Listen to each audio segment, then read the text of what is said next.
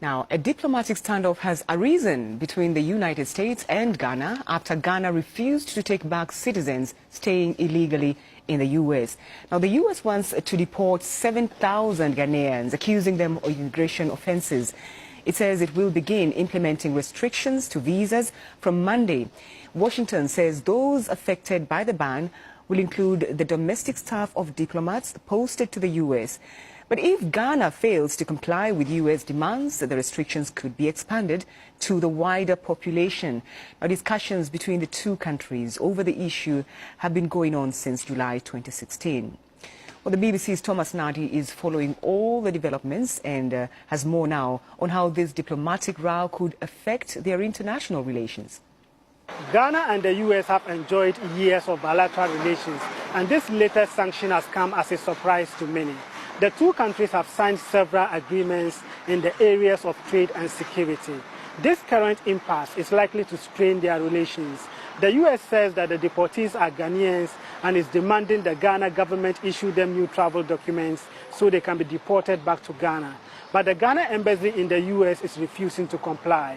An international relations expert in Ghana says that the U.S. has an obligation to prove to Ghana that those detained are indeed Ghanaians. Ghana's ambassador to the U.S. expressed concern about the inhuman treatment of some Ghanaians who were deported from the U.S. 2 years ago. The visa sanction takes effect on Monday, and there's a lot of uncertainty about how this diplomatic standoff will be resolved. Let's now go to Accra and speak to Adib Saani. He is a foreign policy and security analyst. Thanks for taking time to talk to us on Focus on Africa. Why do you think the Ghanaian government is not willing to accept its own nationals? Well, we have a problem with the youth bulge in Ghana, where a lot of Ghanaians are unemployed. According to a 2017 World Bank report, we have about 48% of Ghanaian men and women between the ages of 15 to 24 unemployed.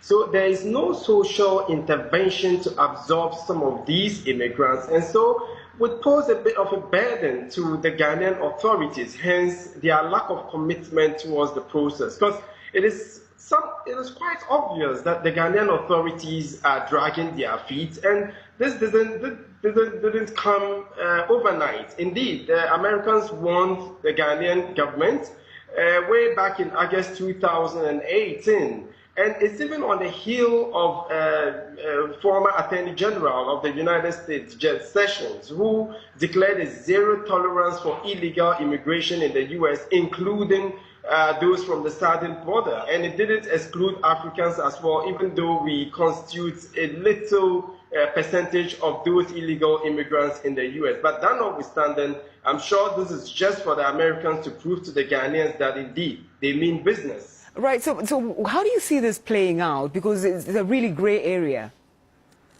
Indeed, it is a grey area, and it's particularly disturbing because there's been a very cordial, progressive relationship between the Americans and the Ghanaians way back after we gained our independence.